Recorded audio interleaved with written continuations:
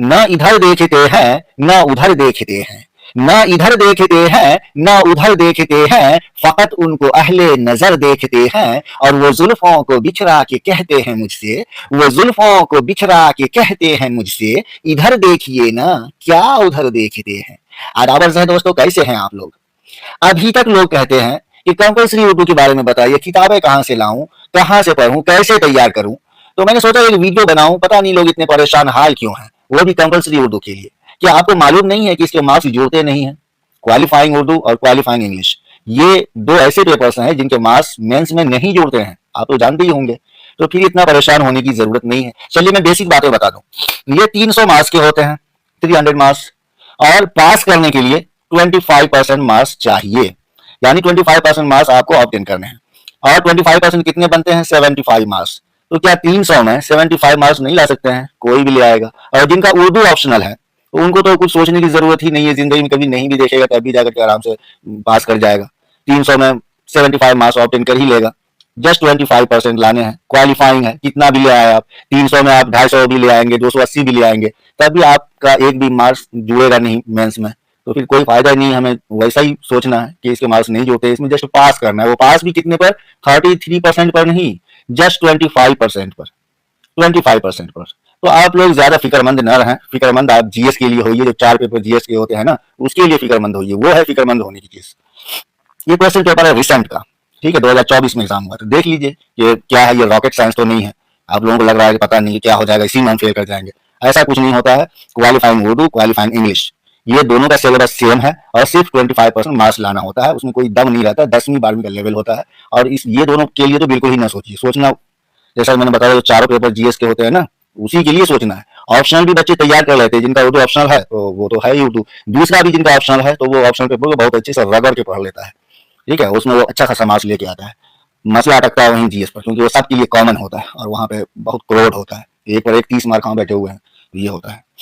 चलिए पढ़िए इसको, देखते हैं क्या है इसमें। ये तो आप पढ़ ही लीजिएगा, हिदायत, ठीक है, कुछ नहीं रखा है इसमें। ये सवाल 100 मार्क्स का है, 300 में से 100 मार्क्स का सिर्फ एक सवाल है। कहता क्या है, 600 अल्फाज पर एक एस्से लिखना है, 600 अल्फाज पर मुश्तमिल। और एस्से में आप देख लीजिए यहाँ पे मजमून, ये 4 दिए हुए हैं, 4 में से कोई एक आप उठाइए और लिख दीजिए क्या कलाकारी है इसमें। और ये भी मैं आपको बता दूं कि इसका कौन सा फील्ड होता है। एक तो आप देखेंगे कि पॉलिटिक्स से आएगा, पॉलिटिक्स से, पॉलिटिकल साइंस से आएगा।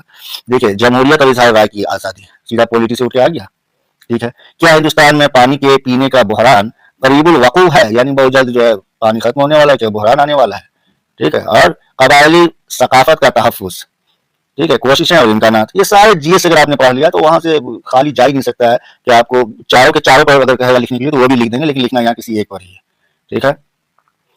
खाली बर्तन ज्यादा शोर, ठीक है, तो आप देखिए इस पर तो कोई भी लिख देगा। जमहूरियत और इज़हार राय की आज़ादी, कोई भी इंसान लिख देगा, ठीक है। इस पर भी लिख सकता है, ये भी कोई बहुत मुश्किल नहीं है। अगर आपने पढ़ा है कबायली इलाके का क्या तहफ़्फ़ुज़ सेक्शन वगैरह याद है, नॉर्थ ईस्ट है और जम्मू कश्मीर है, जो पहाड़ी इलाके हैं, तो वो सब अगर जानते हैं तो आप सी नंबर पर भी लिख दीजिएगा क्या कोशिश है और क्या इम्कानात है।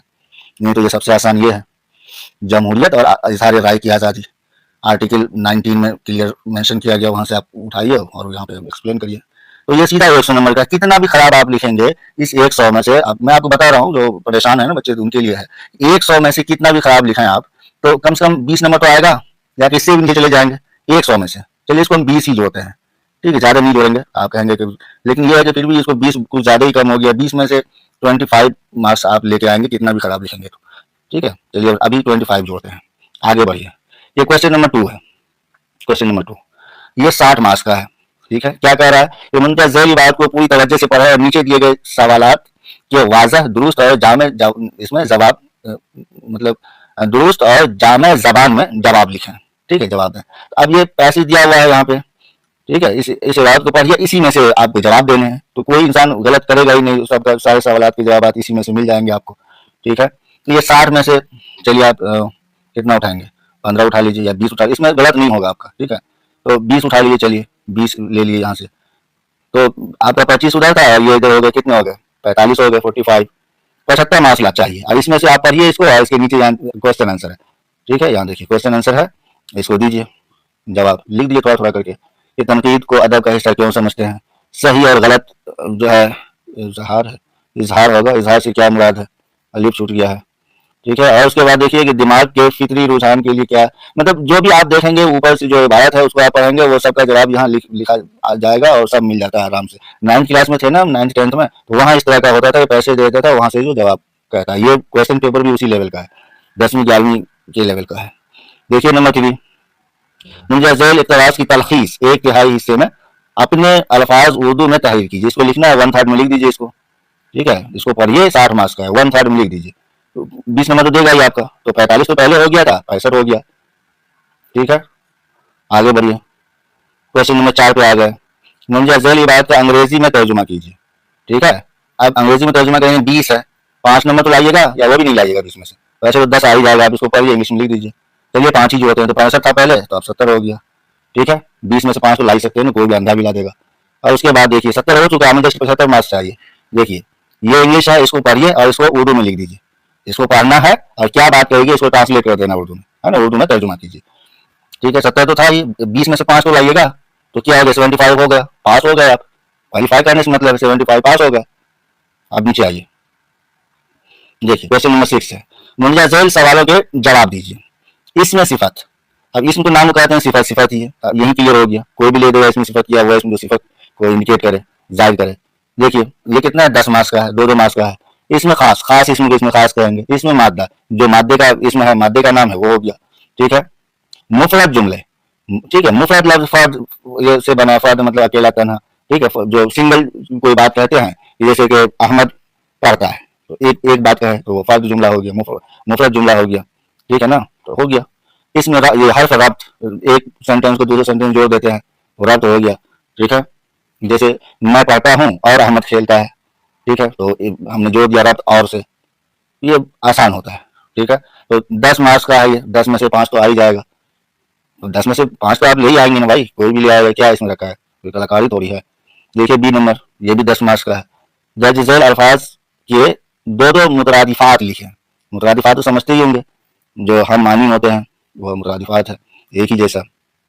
इसे चरख है, चरख, चरखा, पहिया कह दीजिए, ठीक है। और जो है भावर जो होता है वैसा ही होता है, गोल चक्कर जो होता है वो चरख है। 2-2 मीनिंग लिख दीजिए। इसे मजरू है, जानते हैं मजरू, कोई जख्मी इंसान कहता है, कोई वैसा इंसान है कि घायल है, तो उस तरह से उसका 2 मीनिंग लिख देंगे। अक्ल है तो इसका भी 2 मीनिंग लिख दीजिए, कई मीनिंग होते हैं, जैसे दानिश्वर लिख दीजिए, दानिश लिख दीजिए, अक्ल है, और शऊर या इस तरह से कुछ लिख दीजिए, 2 मीनिंग लिखने हैं। नसीब है तो किस्मत लिख दीजिए, मुकद्दर लिख दीजिए, इस तरह से। और कुछ नहीं है, ये दुनिया है तो कुछ भी लिख दीजिए, 2 मीनिंग दुनिया, जैसे जहान भी कहते हैं दुनिया को, संसार है वो, उस तरह से, ठीक है, 2 मतलब लिख दीजिए। उसी तरह से देखिए ये भी 10 मार्क्स का है। कसीदा और मरसिया के फ़र्क को बयान कीजिए, ठीक है। तो जिनका उर्दू ऑप्शनल है तो वो ज़्यादा जान रहा है, जाहिर है, नहीं तो वैसे भी आपको थोड़ा थोड़ा मालूम होना चाहिए। अब कोई बच्चा पूछता है किताब, तो किताब कोई है नहीं, मैं आपको बता दूंगा कंपल्सरी उर्दू के लिए ये किताब है, कोई किताब नहीं, आपको खुद से ही देखने होंगे। इंटरनेट पर ही बहुत सारी चीज़ें होती हैं, ग्रामर की बहुत सारी किताबें हैं जो कि आप वैसे भी पढ़ सकते हैं, गूगल पर भी लिखेंगे तो वहाँ से भी हो जाएगा, ठीक है। तो इस पर ज़्यादा टाइम खर्च नहीं करना है, ये मैं कह रहा हूँ आपसे। ये नहीं कि इसी का टेंशन लिए फिर रहे हैं तो ओहो कैसे होगा भाई साहब, हम तो कंपल्सरी में फेल कर रहे हैं, तो ऐसा नहीं है, कोई फेल नहीं होता इसमें, ठीक है। तो इतना नहीं सोचना इसके बारे में। मसनवी की तारीफ बयान करिए, ठीक है। जितने भी असनाफ हैं, चाहे वो शेरी असनाफ हो या कि नसरी असनाफ हो, उसको देख लीजिएगा। वैसे ज़्यादातर यहाँ से शेरी असनाफ पूछता है, ठीक है। अब देखिए नज़्म मुअर्रा की तारीफ करिए। अब फिर कह रहा है आज़ाद नज़्म किसे कहते हैं, तो नज़्म मुअर्रा आज़ाद नज़्म में एक फ़र्क है, फ़र्क ध्यान में रख लीजिएगा। क्या फ़र्क, जैसे मुअर्रा का मतलब होता है किसी चीज़ से, जैसे मुअर्रा होना, खाली होना, किसी चीज़ से खाली होना, खाली होना, आज़ाद होना, फ्री होना, ठीक है, फ्री होना। तो नज़्म मुअर्रा किस चीज़ से फ्री होगा भाई, किस चीज़ से आज़ाद होगा, तो काफिया रदीफ से। काफिया और रदीफ ये दोनों जो चीज़ें हैं ये नज़्म मुअर्रा में नहीं होता है, ठीक, समझ गए। और आज़ाद नज़्म, आज़ाद नज़्म किसको कहेंगे कि आज़ाद नज़्म में वज़न जो है, वज़न तो होता है ये, लेकिन कि वो एक जैसा नहीं होता, यानी कि कोई लाइन छोटा होता है, कोई लाइन बड़ा होता है, ठीक है, एक जैसा नहीं होता है। आज़ाद नज़्म में क्या होता है कि कोई लाइन आपको छोटा मिलेगा, कोई लाइन बड़ा मिलेगा, ठीक है, तो वो हुआ आज़ाद नज़्म। और नज़्म मुअर्रा में काफ़िया रदीफ नहीं होता है, बाकी सारी चीज़ें होती है, वज़न भी है, बहर भी है। जैसे फ़ाउलुन है तो 4 बार अगर फ़ाउलुन फ़ाउलुन फ़ाउलुन फ़ाउलुन के वज़न पे है, ठीक है, नज़्म मुअर्रा, तो उसमें काफ़िया रदीफ नहीं होगा। लेकिन क्या है, अगर हम आज़ाद नज़्म लिख रहे हैं तो कहीं बार क्या होगा कि पहले लाइन में फ़ाउलुन फ़ाउलुन फ़ाउलुन फ़ाउलुन 4 बार आ गया, दूसरे लाइन में फ़ाउलुन फ़ाउलुन हो जाएगा और बंद हो जाएगा, फिर तीसरी लाइन में बंद हो गया, फिर कोई लाइन बड़ा हो गया, फिर कोई लाइन छोटा हो गया। ठीक है, तो आप देखिएगा तो आपको समझ आ जाएगा, बस इतना सा आप याद रखिएगा। ठीक है, अब देखिए तशबीह है, तशबीह किसको कहते हैं, इस्तारा किसको कहते हैं। तशबीह तो जानते ही हैं, कंपैरिजन करना, एक चीज से दूसरी चीज को तशबीह देना। ठीक है, मीर का वो शेर सुने होंगे, नाजुकी उनके लब की क्या कहिए, पंखुड़ी एक गुलाब की सी। ठीक है, तो महबूब के लब को गुलाब की पंखुड़ी से तशबीह दिया गया। ठीक है, तो वो तशबीह है जिसमें दो चीजों का होना जरूरी है, एक चीज से हम दूसरी चीज को तशबीह देते हैं। और एक होता है इस्तारा, इस्तारा में एक ही चीज इस्तेमाल करते हैं। जैसे वो मैं कहता हूँ कि आप शेर हैं। ठीक है, तो क्या हो गया कि हम आपको बहादुर कह रहे हैं। जैसे अहमद शेर है, तो ये हो गया क्या, इस्तारा हो गया कि हम अहमद को बहादुर कह रहे हैं। फलाने गधा है कि वो बेवकूफ है, तो ये हो गया इस्तारा। लेकिन तशबीह में दो चीजें होती हैं और एक चीज को दूसरी चीज से तशबीह देते हैं, तो तशबीह और इस्तारा। तो आप पढ़ लीजिए किसी किताब में, किसी भी किताब में, 8वीं 10वीं किताब में मिल जाएगा आपको, कहीं से मिल जाएगा। इसकी कोई खास किताब नहीं है कि मैं आपको बताऊं। ये इतना अहम नहीं कि लोग इस पर किताब लिखें। ठीक है, ये पेपर इतना अहम नहीं है कि कोई इस पर किताब लिखे, कोई इतना फालतू नहीं बैठा हुआ कि इसको जाए किताब लिखने के। हाँ, उर्दू ऑप्शन के लिए लोग लिख सकता है किताब, मैंने भी लिखा है पेपर फर्स्ट के लिए, आप चाहें तो पढ़ सकते हैं। देखिए यहाँ पे कि गालिब की खुतूत निगारी से बहस कीजिए। ठीक है, जानते हैं तो लिखिए, नहीं जानते हैं तब भी लिखिए, नहीं जानते हैं तब भी लिखिए अपने अंदाजे से। आपको तो पता ही होगा गालिब ने जो है बातचीत के अंदाज में खत लिखा है, 10 मार्क्स का है। कुछ भी लिख देंगे तो आपको 3 मार्क्स कहीं नहीं जा रहा है, 4 मार्क्स कहीं नहीं जा रहा है, कुछ भी लिख देंगे आपको। तो इतना सोचने की जरूरत है नहीं इसमें, बस कहानी खत्म हो गए, पास हो गए। अब आप पास हो गए, अब आपकी जीएस के 4 पेपर्स को चेक किया जाएगा। ठीक है, तो चलिए जा रहे हैं चेक करने के लिए। आप खुश रहिए, मिलते हैं नए वीडियो में। अल्लाह हाफिज।